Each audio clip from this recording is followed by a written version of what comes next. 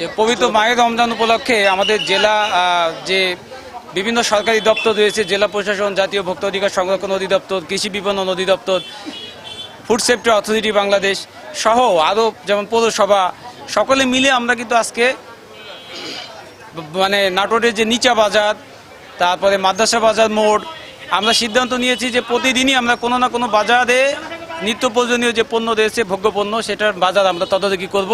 তারই অংশ হিসেবে আজকে আমরা নিচা বাজারে এসেছি। আপনারা ছিলেন আমাদের সাথে সকাল থেকে, আপনারা দেখেছেন যে আমরা শাকসবজি থেকে শুরু করে ডিম, ফল, মুদিপণ্য ইত্যাদি তৈরি করে এরকম সামগ্রী, খেজুর, আমরা এই সকল যে বাজার রয়েছে ভোগ্যপণ্যের, এগুলি আমরা কিন্তু তদারকি করছি। এবং আমরা তদারকিকালে বেশিরভাগই আমরা দেখেছি যে ভাউচার দেখাতে চাইলে তারা দেখাতে পেরেছে, এবং ক্রয় বিক্রয়ের যে চার্ট সেটা আমরা সংরক্ষণ করার প্রমাণ আমরা পেয়েছি। পাশাপাশি কিছু ত্রুটি বিচ্যুতি পেয়েছে, অনেকে রঙিন চিপস বিক্রি করছিলেন, এটি আমরা আইনের আওতায় নিয়ে তাকে শাস্তির আওতায় নিয়ে এসেছি।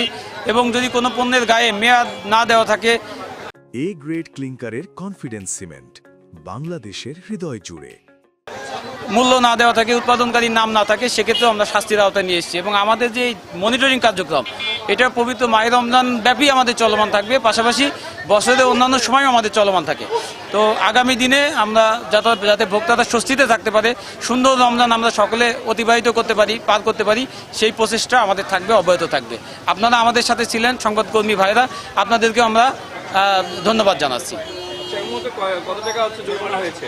আজকে আমাদের দুইটি প্রতিষ্ঠানকে 4,000 টাকা অর্থদণ্ড করা হয়েছে মোবাইল কোর্টের আওতায়, এই মানে অভিযানের আওতায়। তাদের অপরাধ ছিল, একটার ছিল হচ্ছে রঙিন চিপস এবং মূল্য তালিকা সংরক্ষণ না করা। রঙিন চিপস বলতে আমরা এটা ক্লিয়ার করি, সেটা হচ্ছে যে ফুড গ্রেড রং কিনা এটা আমরা নিশ্চিত হতে পারিনি, এই জন্য তাদের মূল্য তালিকা সংরক্ষণ করা ছিল না যথাযথভাবে। আর আরেক জায়গায় আমরা একজন ব্যবসায়ীর ক্ষেত্রে দেখেছি যে পণ্যের গায়ে কোনো লেবেল ছিল না, যেটা ভোক্তা অধিকার আইনের 37 ধারা এবং কৃষি বিপণন আইন 2018-তেও এটা অবৈধ আর কি। এটার মেয়াদ, মূল্য, উৎপাদনকারী, ওজন, পরিমাণ এটা থাকতে হবে, সেটা আমরা পাইনি। এই জন্য আমরা ওই ব্যবসায়ীকেও 2,000 টাকা এবং অন্য আরেকজন ব্যবসায়ীকে 2,000 টাকা, মোট সর্বমোট 4,000 টাকা জরিমানা করছি।